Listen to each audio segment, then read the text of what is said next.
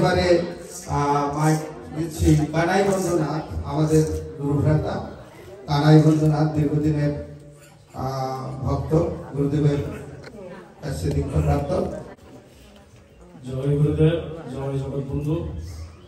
আজকে আমার পরম গুরুদেব ডক্টর মহানন্দ ব্রহ্মচারীজি ডবল মাস্টার্স, ডবল ডক্টরেট, আন্তর্জাতিক খ্যাতি সম্পন্ন দার্শনিক, আমার এই জন্ম বা আবির্ভাব তিথিতে আমি সবাইকে অভিনন্দন জানাচ্ছি। আমি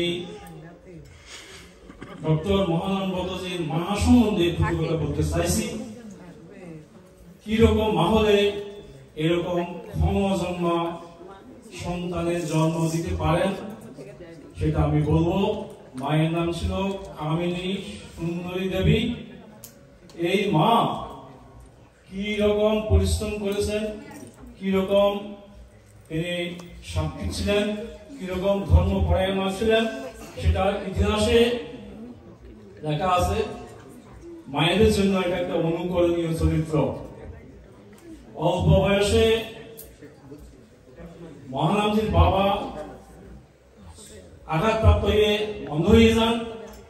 তারপর থেকে সংসারের হাল ধরেন মা কামিনী সুন্দরী দেবী। ছিল সামান্য জমি, সে জমির ধান বিক্রি করে, মান কুসু বিক্রি করে, বিভিন্ন ফসল বিক্রি করে এই মা তিনটি সন্তান। প্রথম সন্তানের জন্ম 1893 সালে বিমলা সুন্দরী দেবী। তারপর 1900 সালে জন্ম নেন অবিনাশ চন্দ্র দাশগুপ্ত এবং সর্বশেষ 1904 সালে আজকের দিনে জন্মগ্রহণ করেন আমার গুরুদেব বঙ্কিমচন্দ্র দাশগুপ্ত। শ্রী বঙ্কিমচন্দ্র দাশগুপ্ত। শ্রী বঙ্কিম মানে শ্রী মানে সুন্দর, বঙ্কিম মানে ভগবান স্বয়ং, আর দাস মানে তিনি দাস, ভগবানের দাস। গুপ্ত মানে গুরুর আশ্রয় না পাওয়া পর্যন্ত উনি এটা গুপ্ত রেখেছেন, তাই ওনার নাম বঙ্কিম দাশগুপ্ত। ছোটবেলায় মা বাবার নাম রেখেছিলেন কান্ত। সেই কান্ত যখন সন্ন্যাসী হয়ে গেল, দেখেন কোন মুহূর্তে সন্ন্যাসী গেছে।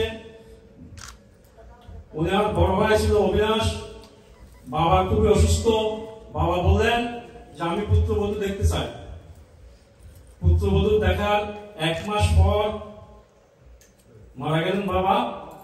ঠিক ওনার গুরুদেব মহেন্দ্রজির কথা মতো তিনি মেট্রিক পাস করেছেন। 1 মাস পর, বাবার মৃত্যুর 1 মাস পর তিনি শ্রীঅঙ্গনে গুরুদেবের কাছে চলে আসেন। তাহলে দেখেন কি একটা মুহূর্ত, এদিকে স্বামীহারা, এদিকে পুত্র সন্ন্যাসী হয়েছে, একদম সসীমের মতো। সসীমা যেমন আমরা দেখেছি, উনি বলে নিমাই নিমাই, নেপথ্যে আসে হাই হাই, ঠিক সেরকম মা রাত্রে ঘুমোতে পারতেন না। আমরা এগুলো জেনেছি কার থেকে? অবিনাশ দাশগুপ্ত, যিনি গুরুদেবের বড় ভাই। ওনার দুটা ছেলে ছিল, দুটা সন্তান ছিল, একটা ছিল ভক্তি এবং আরেকটা ছিল ভাগবত। ভক্তি এবং ভাগবত এই দুটো নাম গুরুদেবের দেয়া। সেই মা এরপর থেকে সংসারের হাল ধরেছেন এবং গীতা, ভাগবত, রামায়ণ ঠিক গুরুদেবের বাবার মতো এগুলো সব পড়তেন। শুধু পড়তেন না, পড়াতেন। শ্রীমদ ভগবত গীতা, অষ্টাদশ অধ্যায়ের গীতা, শ্রীমদ ভগবত গীতা ওনার সম্পূর্ণ মুখস্থ ছিলেন। সেই মা যখন গুরুদেব যখন আমেরিকা জয় করে যখন দেশে আসলেন, বাইরে গেলেন, উনি একটা মন্দির করলেন।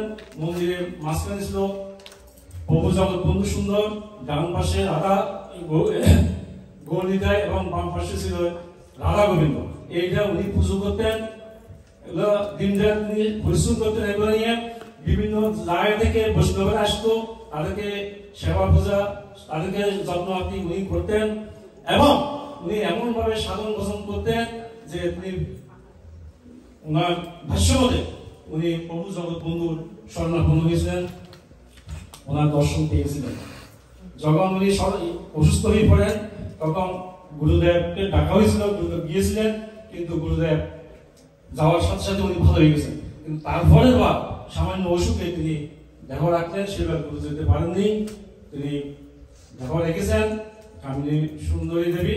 তারপর কি হলো, উনি যাওয়ার সময় বলে গেছিলেন, বাবারে তখন ছিল 1350 সালে ওনার মায়ের দেহ দিয়া গয়, তখন ছিল মন্দান্ত। যারা বড় আছেন তারা বলতে পারবেন, প্রচন্ড দুর্ভিক্ষ, মানুষ খেতে পারতো না। মা বলে গেছেন, আমার কিছু চাই না, শ্রাদ্ধ আসতি, তোরা শুধু গরিব দুঃখীকে খাওয়াবি। অনিমন্ত্রিত হাজার হাজার লোক সেদিন দুপুর থেকে রাত্রি অবধি খেয়েছিলেন। এই মায়ের সম্বন্ধে আরো অনেক কিছু বলা যায়, কিন্তু সময় আমাকে বেঁধে গেছে, বলতে পারছি না। আমি সময় এবং সুযোগ পেলে বলবো।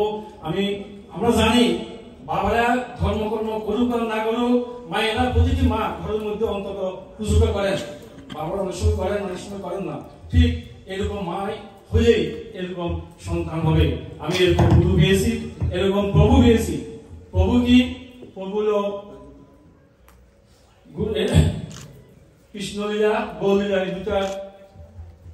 এই দুটা সংমিশ্রণ, লীলা কম্বিনেশন অফ অল থিংস, এই প্রভুর পেয়েছি। কিন্তু আমি কি